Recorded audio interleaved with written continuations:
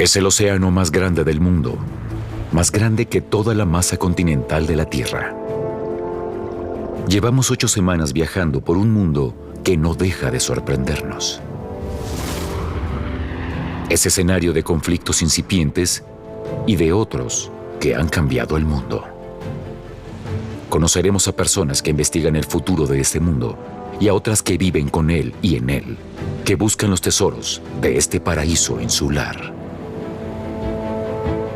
En lugares que no podrían ser más diferentes. Muchas cosas son diferentes de lo que parecen a primera vista y de lo que esperábamos. Es un mundo en el que el pasado y el futuro suelen estar muy cerca, unidos por la soledad en un mundo azul.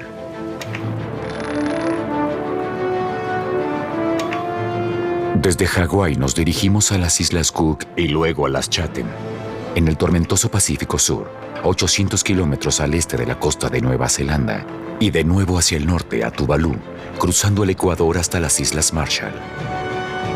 Hemos recorrido más de 20.000 kilómetros, una superficie mayor que Estados Unidos y China juntos, en la que sin embargo vive solo la mitad de la población de Berlín. Una vida alejada del resto del mundo, en el gran océano azul.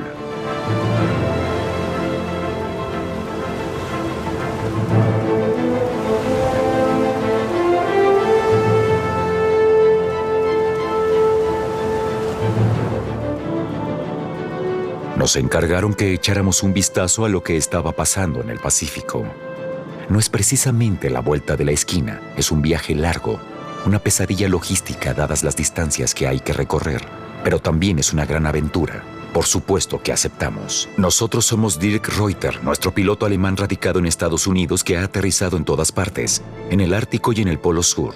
Uno de esos que aún sabe hacer cálculos mentales, que sabe cuándo hay que dar la vuelta si no quiere caer al agua. Toby Marshall, cámara y con más de 70 años, más en forma que la mayoría de los treintañeros. Brian Dance, también cámara, piloto de drones y la calma personificada, siempre amable, siempre alegre. También hay un primer bailarín que al menos intenta mantener el ritmo cuando todo amenaza con descomponerse. Ese soy yo. Y luego está Scott Filipski, nuestro productor. Desde Nueva York, él es quien lleva las riendas y se encarga de todo cuando nos quedamos atascados en medio del océano. Nuestro viaje comienza en Hawái, el estado más joven de los Estados Unidos. Frente a la costa, una armada está cruzando en la mayor maniobra que ha visto el Pacífico desde la Segunda Guerra Mundial. 40 buques de guerra y submarinos, más de 150 aviones de combate de 29 naciones, liderados por el portaaviones estadounidense USS Carl Vinson. Tenemos una cita muy especial en el cielo sobre Hawái. Una cita con un grupo que, en un avión monomotor de hélice, solo se suele encontrar en citas rápidas no deseadas, cuando se representa un riesgo para la seguridad. Dirk está algo tenso. La visibilidad no es muy buena, y lo que tenemos previsto no es precisamente habitual, ni siquiera para un piloto tan experimentado como Dirk. La cita exige toda nuestra concentración. De pronto, a la 1 en punto aparecen 2 enormes remolinos delante de nosotros. Dirk nos avisa rápidamente, agarren todo. Y entonces ocurre. Nos sacuden como un corcho en un mar tempestuoso.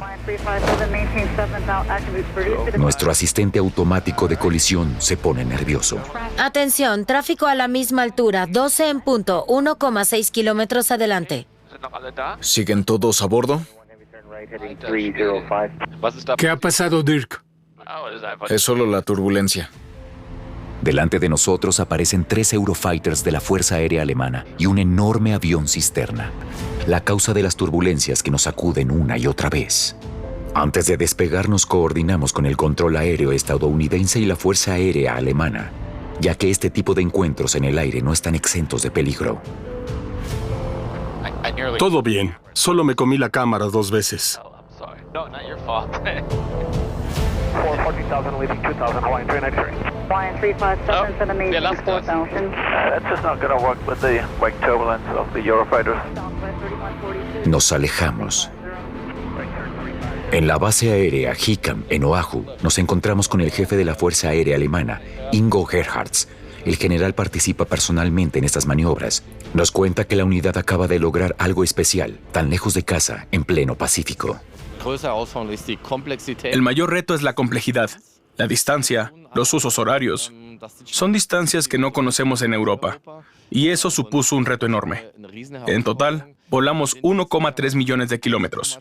Entre otras cosas, hemos batido un récord mundial, el vuelo más largo de un Eurofighter de todos los tiempos. Creo que fueron 10 horas y 31 minutos los que volamos desde Japón hasta Hawái, donde se realizó el traslado. Más de 6.000 kilómetros desde Japón hasta Hawái en casi 11 horas sin parar. Atados a sus asientos en la cabina, los pilotos llevan pañales. La unidad forma parte del mayor ejercicio aéreo europeo jamás realizado en el Pacífico. 48 aviones de combate y helicópteros cisterna de Alemania, España y Francia entrenan en el Pacífico con sus aliados. La misión de los Eurofighters alemanes es proteger el portaaviones estadounidense. ¿Pero por qué todo esto, tan lejos de la zona de operaciones real en Europa? Se lo preguntamos al general. Desde el punto de vista de la política de seguridad, ya no es posible separar estas regiones entre sí.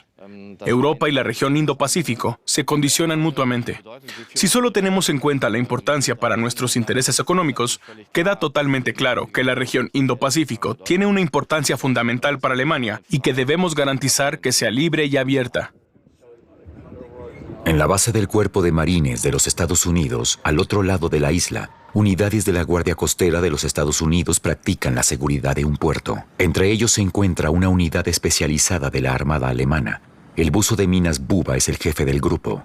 Como fuerzas especializadas no quieren que se revelen sus nombres ni sus rangos. Las condiciones de la misión aquí en el Pacífico son completamente diferentes a las del Mar del Norte y el Mar Báltico, y también lo son los peligros, nos dice Buba. Mientras tanto, se nos cruzaron 2 tiburones martillo. Fue una sensación desagradable porque era la primera vez que veía tiburones y se acercaron hasta 3 metros de nosotros. Se me paró el corazón por un momento. Estamos de camino al lugar de la intervención.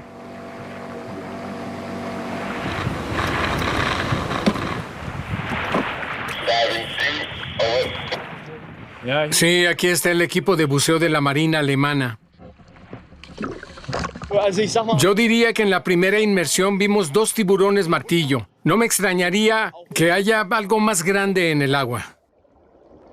En la bahía frente a la base naval buscan minas en las turbias aguas. Cuando encuentran alguna, la marcan y más tarde la hacen explotar. Casi todo es como en casa, en la zona de operaciones del Báltico, salvo quizá la agradable temperatura del agua y los tiburones que se pueden encontrar aquí. Misión cumplida, objetos marcados. Tras la última inmersión, regresan, pero no como esperaban. El motor se averió. Los están remolcando. Por suerte no están lejos, en medio del Océano Azul, sino frente a la costa de Hawái.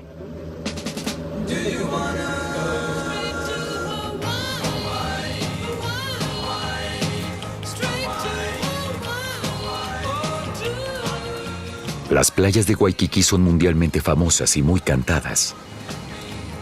Son un imán para los turistas del continente americano, pero sobre todo de Asia. Una Mallorca del Pacífico, por así decirlo. Justo al lado de la base naval hay un pequeño paraíso isleño, Coconut Island. La isla pertenece a la Universidad de Hawái. Nos reuniremos con Lucy Nor. Queremos saber cómo está el océano que vamos a recorrer durante los próximos 2 meses.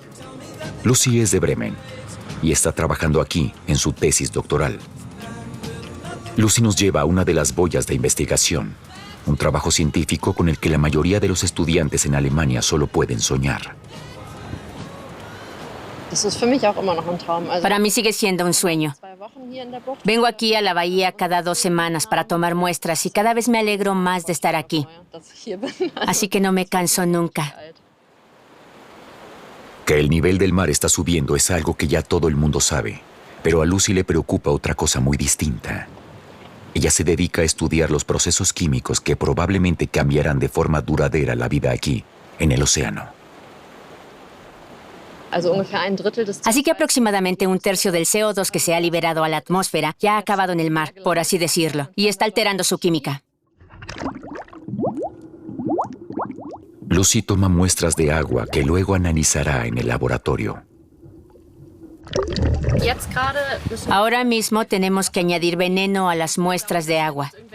Se trata de que si hay algún microorganismo en estas muestras, al seguir viviendo alteraría los valores químicos. Por eso tenemos que impedirlo rápidamente.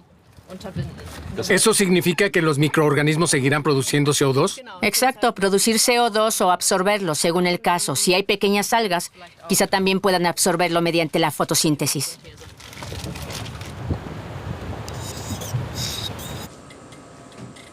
Luego, en el laboratorio, árido trabajo científico. Esto forma parte del día a día de una científica, incluso en Hawái. Y luego nos muestra los datos reunidos, resultados de mediciones recopilados durante muchos años que apenas dejan lugar a dudas. Aquí se puede ver el CO2 en la atmósfera en rojo y el CO2 en el mar en azul. Y vemos que desde que empezamos a medirlo en los años 80, aumenta casi exactamente en el mismo ángulo que en el CO2 en la atmósfera. Y esto es aquí, en mar abierto, cerca de Hawái. Y exactamente al mismo tiempo se ve que el valor del pH, que es lo que se ve aquí en verde, desciende. Esto significa que se vuelve más ácido, lo que se debe al aumento del CO2. Esto se puede demostrar muy bien aquí, en mar abierto. ¿Qué significa que el mar se está volviendo cada vez más ácido? Cuando el mar se vuelve ácido, es muy difícil que sobrevivan todos los organismos que forman algún tipo de caparazón. Porque el ácido disuelve cal. Los corales están especialmente expuestos al estrés del calentamiento y la acidificación de los océanos. En Coconut Island están buscando soluciones, intentando cultivar corales que puedan sobrevivir a las condiciones ambientales cambiantes.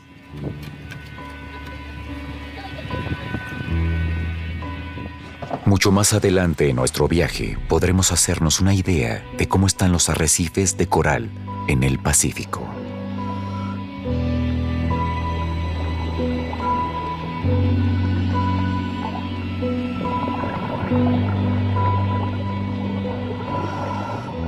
Nos despedimos de Lucy y de la isla Coconut en Hawái y nos adentramos en el Pacífico.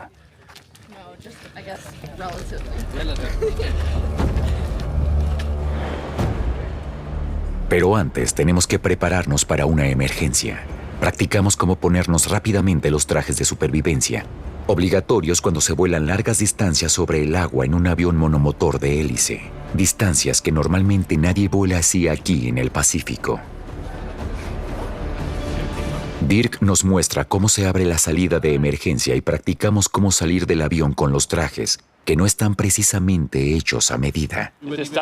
Las distancias son muy grandes. Si el motor falla o hay problemas con el combustible, aterrizaremos en el agua. Aterrizar en el agua es relativamente fácil. La clave está en salir del avión. La línea de flotación estará por debajo de la salida, así que el avión flotará. En teoría, podríamos pasar un rato jugando a las cartas, pero luego al final sacaríamos nuestro bote salvavidas. Creo que todos lo hemos practicado y funciona muy bien, y me aseguraré de que no tengamos que entrar al agua. Eso espero.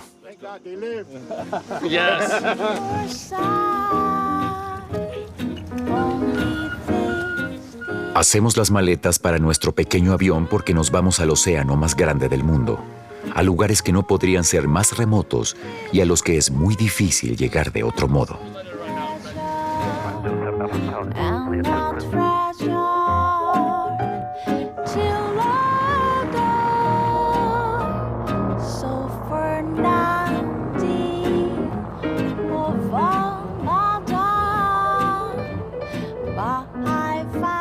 Horas sobre el agua y las nubes.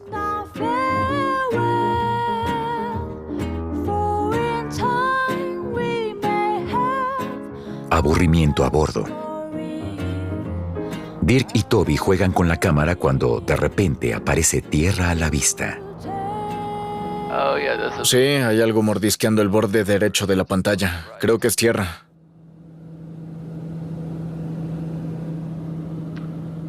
Creámosle a Brian que es tierra. Allí es donde aterrizaremos. No veo ni una sola palmera de coco.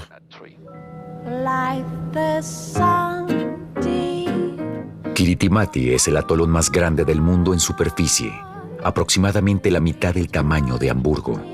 La laguna nos sorprende con un juego de colores casi mágico. No podemos dejar de admirarla.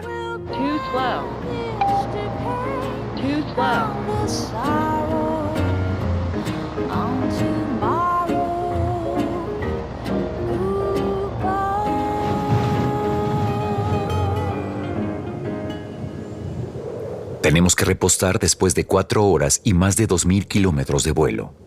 Somos el único avión en kilómetros a la redonda. Pero el combustible es un tema delicado en el atolón. Supuestamente hay suficiente, pero no para nosotros.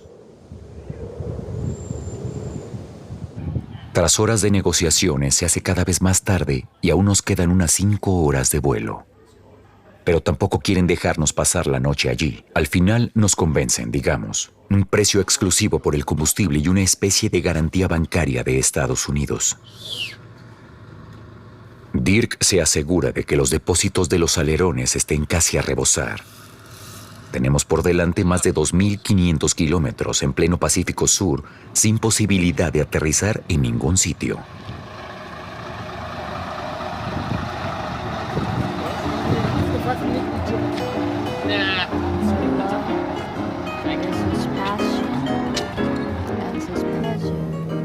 Partimos hacia Rarotonga, en las Islas Cook.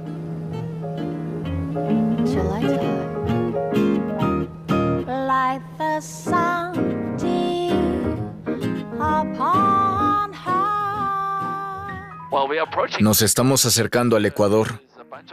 Mire, hay unos puntos naranjas en la pantalla que nos indican por dónde pasa el Ecuador.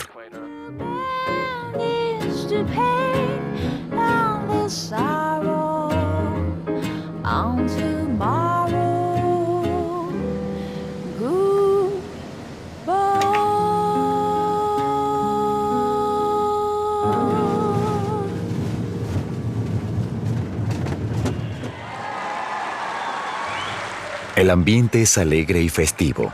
Celebran el 59º aniversario de su independencia de Nueva Zelanda. Una competencia de grupos de canto y baile de las 15 islas y atolones de las Islas Cook. Durante varios días se canta y se baila. El público está cerca del éxtasis. Se nota la diversión y la alegría se contagia. Que se pueda disfrutar juntos y alegrarse juntos no siempre ha sido así, sino que se remonta a los misioneros cristianos que lo cambiaron todo aquí a mediados del siglo XIX.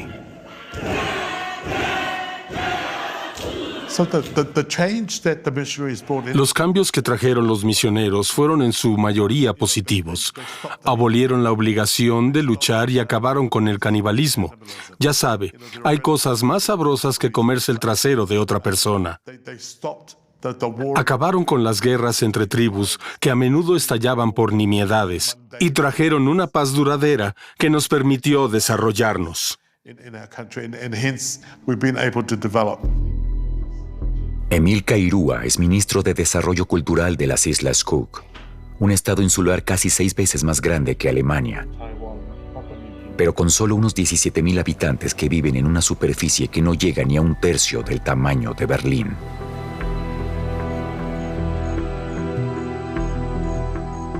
Hasta mediados del siglo XIX, los habitantes eran considerados brutales y sanguinarios, con tendencia a devorar a los intrusos y a los extranjeros. Ahora viven de la hospitalidad. Sin embargo, el colapso de la industria turística en la isla durante la COVID ha demostrado lo peligroso que es apostar todo a una sola carta, algo que debería cambiar. En el fondo del mar, a 5,000 metros de profundidad, se encuentra un tesoro valorado en miles de millones. Solo se trata del 1% de nuestra zona marítima que se va a destinar a la exploración. Dejaremos intactos millones de kilómetros cuadrados. Casi 2 millones de kilómetros cuadrados del Océano Pacífico y su lecho marino pertenecen a la zona económica exclusiva de las Islas Cook, es decir, la zona que según el derecho internacional está reservada exclusivamente al estado insular para su explotación económica. Hans Smith es copropietario y director de Moana Minerals y posee la licencia para explorar en aguas de las Islas Cook en un área aproximadamente del tamaño de El Salvador. Buscamos estos nódulos, que son aproximadamente del tamaño de una pelota de golf o una bola de billar. Contienen todos los metales, todos los productos químicos que buscamos. Es una locura pensar que una tonelada de estos nódulos contiene la misma cantidad de metales que se necesitan de 5 minas en tierra firme. Tenemos manganeso, hay minas de manganeso.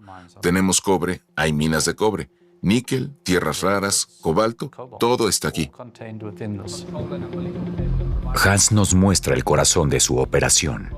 Un robot submarino especial para aguas profundas. Uno de los pocos en todo el mundo que puede operar a 6.000 metros de profundidad.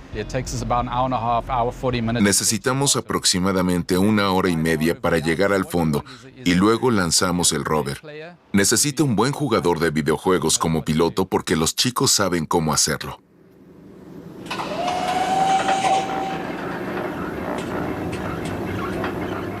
Es un viaje a un lugar al que ningún ser humano puede llegar jamás.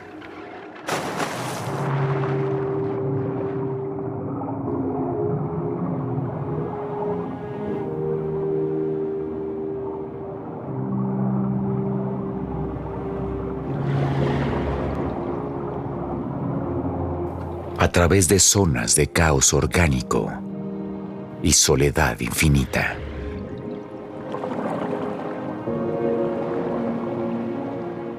Una hora y media desde la luz hasta la oscuridad eterna. Solo el láser y la luz de a bordo sirven de orientación. Al llegar al fondo del mar a más de 5.000 metros de profundidad se encuentra un mar de pequeñas bolas negras, formadas a lo largo de millones de años por la presión y los procesos químicos. Cuando la nube de arena se asienta, se revela la magia de la vida, en un lugar que en realidad se considera una zona muerta.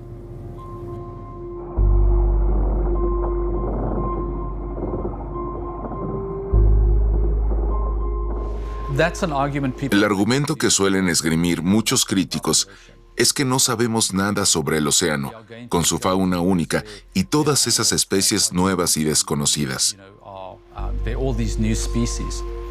Es cierto que se están descubriendo nuevas especies animales, eso es verdad, pero la única razón por la que sabemos de su existencia es porque nosotros investigamos. Si presentan algo tan grave como afirman y se muestra que es cierto, dejaremos de hacerlo. Pero dejemos de difundir falsedades. Tomemos una decisión objetiva, sin emociones, cuando nos sentemos a la mesa.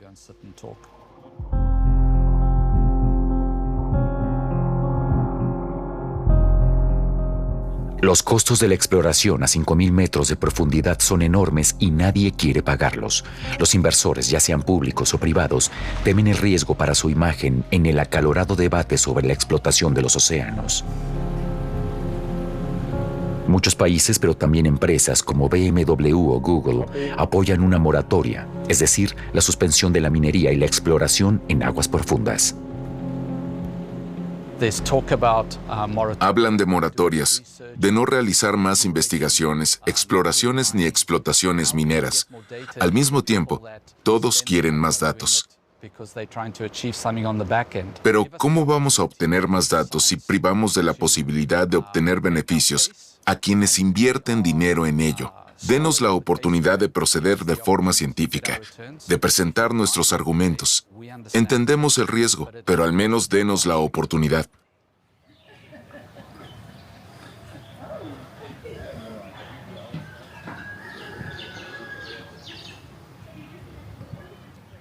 ¿Es usted el primer ministro y solo conduce vehículos eléctricos? Sí, utilizo un vehículo eléctrico en mi función oficial. También este. Con él puedo desplazarme rápidamente de un sitio a otro. Se encuentra estacionamiento enseguida. También lo utilizo para visitar a mis colegas ministros. Facilita mucho las cosas. En la oficina, el primer ministro nos muestra con orgullo uno de los nódulos del fondo marino. Según él, las Islas Cook podrían cubrir por sí solas la demanda mundial de metales importantes durante cientos de años. El Banco Mundial nos dice que solo la demanda de cobalto aumentará entre un 400 y un 500% para 2030, lo que no está muy lejos. El mundo está pasando a la energía verde. La tecnología y los materiales necesarios dependen de los metales críticos que se encuentran en estos nódulos de las profundidades marinas, algo que interesa enormemente a varios países. Solo en la pequeña zona que el gobierno de las Islas Cook ha abierto a la exploración hay unos 500 millones de toneladas de nódulos. Su valor de mercado asciende a cientos de miles de millones de dólares estadounidenses. Una fuente de ingresos que el pequeño estado insular podría aprovechar muy bien para labrarse un futuro. Todos los inversores son bienvenidos. Sin embargo, algunos ya están aquí, nos dice el primer ministro cuando nos despedimos. Los Estados Unidos han abandonado a su suerte a muchas islas del Pacífico durante décadas. Y en ese tiempo, China se ha convertido en un buen socio importante para los países del Pacífico, especialmente en lo que respecta a las inversiones en infraestructura. China ya es un socio cercano de las Islas Cook, que están a punto de pasar de ser un pequeño estado insular del Pacífico a una gran potencia en materia de materias primas. Emil Kairúa, ministro de Desarrollo Cultural, rechaza la injerencia exterior y se prepara para la fuerte protesta que seguramente se producirá cuando las Islas Cook aprueben la explotación de los fondos marinos en contra de las advertencias de la ONU y de Occidente, sea cual sea el socio. El desarrollo que celebramos esta semana es testimonio de nuestra capacidad para gobernarnos a nosotros mismos. No queremos volver a la época colonial, cuando la gente nos decía cómo teníamos que vivir nuestras vidas. Somos un país soberano y no vamos a defecar en nuestro patio trasero y contaminarnos a nosotros mismos.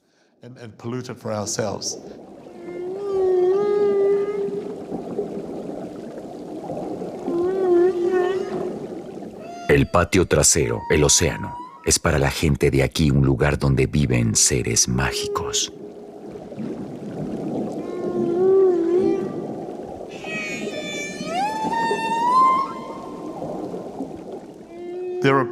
Hay comunidades en las Islas Cook que tradicionalmente consideran a las ballenas como deidades. Las protegen, las veneran. Paikea, de Maoke, es una historia tradicional muy conocida aquí y en Nueva Zelanda. Era un jinete de ballenas. La ballena fue muy importante en su viaje desde aquí hasta Nueva Zelanda. Nos reuniremos con Nan Hauser, a quien los habitantes de las Islas Cook llaman con reverencia la Dama de las Ballenas. Esta enfermera de formación, operadora de grúa y capitana de la Guardia Costera de los Estados Unidos, es considerada hoy en día una de las investigadoras de ballenas más famosas del mundo y una de las pocas al sur del Ecuador.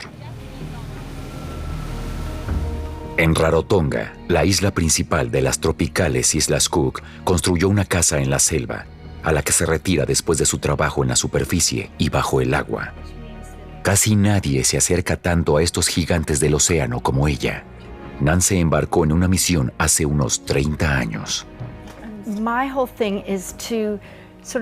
Mi objetivo es dar voz a las ballenas, para que la gente se enamore de ellas y las respete.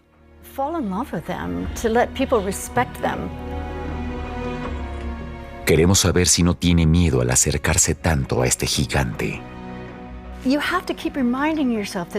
Hay que tener claro que esto no es una realidad virtual, ni Disneylandia. Se comunica con animales salvajes y se establecen relaciones con ellos que no se pueden describir con palabras.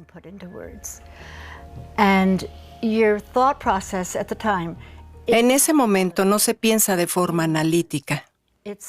Se vive el momento, la sensación, amor absoluto, sin miedo.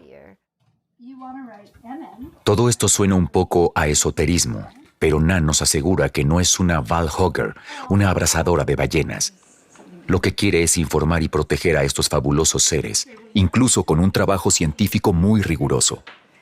Junto con voluntarios como Mia de Boston, recopilan datos GPS de ballenas etiquetadas. Comparan fotos de aletas o analizan el código genético a partir de fragmentos de piel de ballena. El objetivo es cartografiar con la mayor precisión posible las rutas migratorias cuando se encuentra cada ballena y dónde. Podemos decirles a los pescadores durante la migración de las ballenas, no echen las redes allí. Las ballenas se enredan fácilmente en las redes, especialmente las crías. Y también es muy importante saber dónde se encuentran para poder garantizar que determinados países que practican la caza de ballenas, como Japón, no se encuentren en esa zona cuando las ballenas estén migrando por allí. Nan quiere mostrarnos algo que desde tiempos inmemoriales anuncia la llegada de las ballenas a los habitantes de las islas del Pacífico. Nos sorprende un poco que no nos lleve hacia el océano, sino hacia la selva. Es un árbol nukpai. Tiene unas flores naranjas preciosas. Según la tradición ancestral, la gente sabe que las ballenas llegan cuando el árbol empieza a florecer. Cuando está en plena floración, las ballenas están aquí. ¿Qué ha pasado en los últimos años? ¿Ha cambiado el calendario? Cuando empecé aquí en 1998, las ballenas solían llegar entre la tercera y la cuarta semana de junio. Pero con el paso de los años, han ido llegando cada vez más tarde. Y ahora septiembre es nuestra temporada alta. Según tengo entendido, la temperatura del agua está aumentando tanto que todo el ecosistema se ve alterado.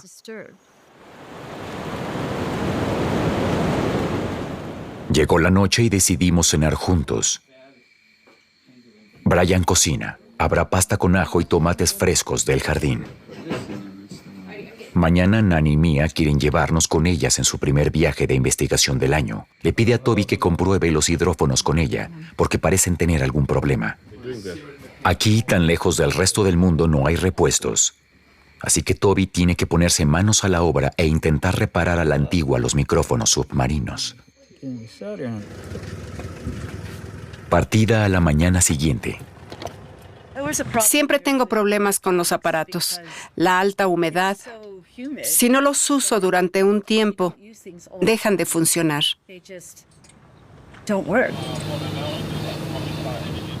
Salimos, damos una vuelta por la isla, mucho menos lejos de lo que pensábamos.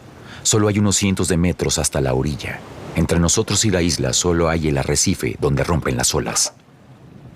Nan detiene la embarcación. Mia saca los hidrófonos. Ahora lo echamos al agua y comprobamos si hay ballenas en esta zona. Si no oímos nada, no significa que no haya ballenas aquí. Solo significa que no están cantando en este momento. Cuando Mia sumerge el micrófono subacuático en el océano, la tensión aumenta. ¿Hay ballenas cerca? ¿Las oiremos? ¿Las veremos? Cuando el micrófono se sumerge en las profundidades, pronto queda claro que los intentos de soldadura de Toby no tuvieron el éxito esperado. Desde las profundidades solo se oye un zumbido. Podemos olvidarnos del hidrófono. Así que tenemos que ponernos a buscar las ballenas, escudriñando el horizonte a simple vista. De repente, delante de nosotros aparecen dos lomos oscuros que se sumergen cuando nos acercamos. Poco después vuelven a aparecer al otro lado de nuestro barco. Nos saludan como invitándonos a acercarnos.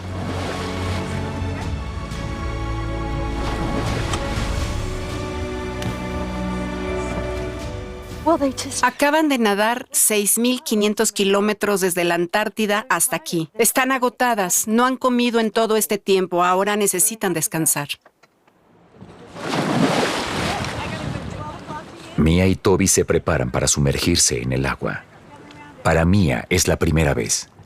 Tiene que aprender a acercarse con cuidado y sin miedo a los gigantes del océano. Toby quiere grabarla. Nan da un consejo que es imprescindible tener en cuenta al bucear. Los cuidamos de los tiburones. Tengan cuidado si un tiburón empieza a rodearlos y si pone las aletas plegadas y arquea el cuerpo. Significa que está a punto de atacar.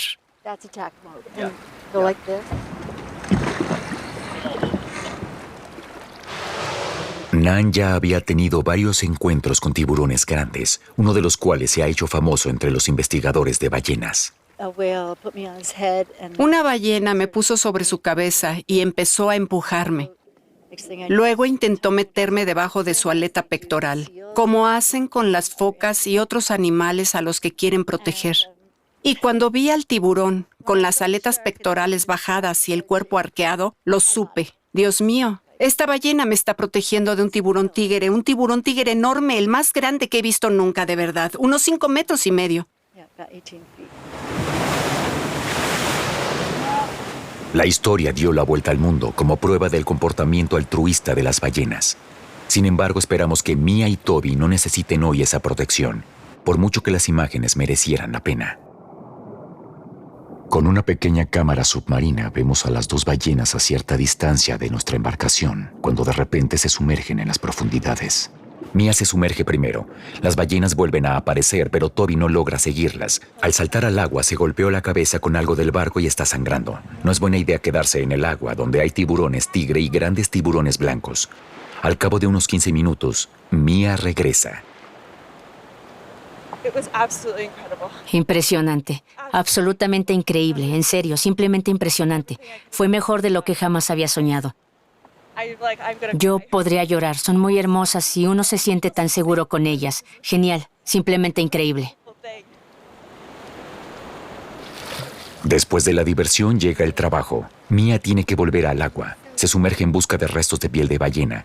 La mejor forma de hacerlo es siguiendo las huellas que dejan las ballenas en el mar agitado cuando se sumergen. Mia no tarda mucho en pescar un trozo grande de piel de ballena. Más tarde se analizará el ADN para averiguar con quiénes nos hemos encontrado, si son viejos conocidos o nuevos huéspedes en las aguas de las Islas Cook. Vine aquí para investigar y pronto se me conoció como la que había venido a estudiar sus ballenas. Siempre digo sus ballenas. Quería que la gente de aquí aprendiera algo sobre sus ballenas y se sintiera responsable de sus ballenas. Porque culturalmente las ballenas son muy importantes aquí. Su compromiso durante años ha dado sus frutos. En el verano de 2024, los estados insulares del Pacífico de Tonga, Nueva Zelanda, la Polinesia Francesa y las Islas Cook firmaron un tratado que otorga derechos de personalidad a las ballenas y los delfines.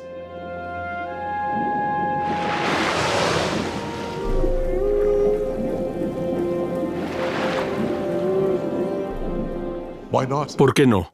¿Por qué no tenemos en cuenta que uno de los mamíferos más grandes de la Tierra se merece su privacidad? Mostrémosles respeto. Llevan aquí mucho más tiempo que nosotros.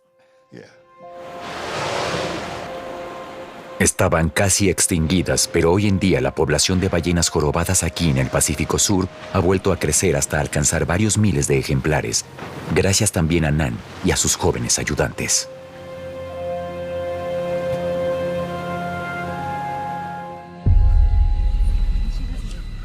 Queremos seguir. Dirk, nuestro piloto, está molesto. Habíamos estacionado nuestro avión correctamente junto a la pista de aterrizaje, pero ahora está en el césped y nadie nos dice cómo llegó allí. Pero Dirk tiene que averiguarlo porque nos espera un vuelo muy largo, miles de kilómetros sobre el océano abierto. Llama por teléfono al control del aeropuerto. Estoy comprobando si hay daños. No sé qué hicieron. Nunca había visto a nadie empujar manualmente un TBM tan lejos. Tampoco sé qué pernos utilizaron ni qué han hecho exactamente. Necesito saberlo para que no tengamos problemas. El responsable de la pista de aterrizaje se acerca y Dirk le pregunta cómo llegó nuestro avión a la hierba. El responsable se marcha sin responder. Pero nosotros necesitamos respuestas. Pueden pasar muchas cosas malas y no se descubre hasta que se está en el aire o hay que aterrizar. El tren de aterrizaje delantero tiene frenos que podrían estar dañados. Si empujó o presionó la máquina contra los alerones, es posible que todo el mecanismo de los alerones esté dañado.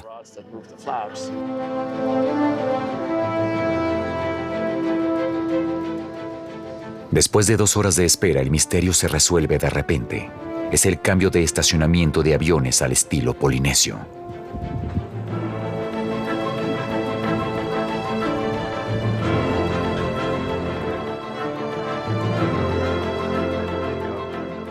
Podemos partir hacia un mundo que no se ajusta del todo a la idea que tenemos de una isla del Pacífico Sur.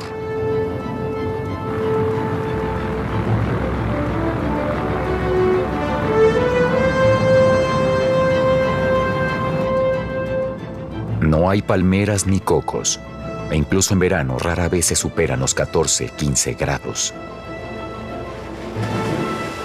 Azotadas por tormentas atronadoras durante todo el año, en medio del océano más grande del mundo. Aquí se encuentran el Pacífico y las frías masas de agua del océano austral, y el agua es una de las más limpias del mundo. Estamos en las Islas Chatham, a 800 kilómetros de la costa de Nueva Zelanda. En la isla viven unas 600 personas, casi todas ellas dedicadas a la cría de ovejas y ganado vacuno o al mar.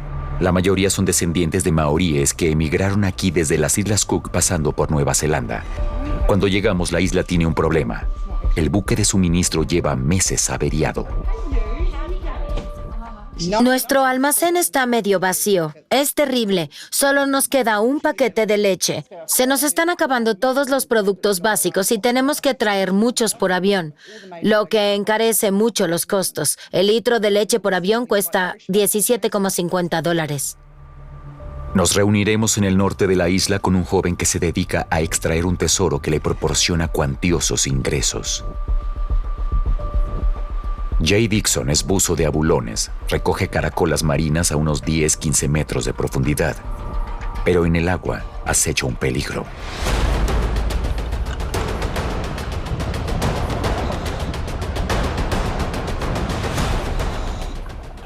Grandes blancos. Hay muchos tiburones alrededor de las Islas Chatham. Creo que la población de tiburones es una de las más grandes del mundo en un espacio tan reducido. Claro, eso supone un riesgo, pero ya me acostumbraré a ellos. ¿De dónde son ustedes? Alemania. Acompañaremos a Jay Dixon en su peligroso trabajo en el frío y agitado Pacífico Sur. Antes de continuar nuestro viaje hacia Tuvalu, la isla que simplemente no quiere hundirse, nos dirigiremos a Enewetak, probablemente la estructura más extraña y peligrosa del Pacífico.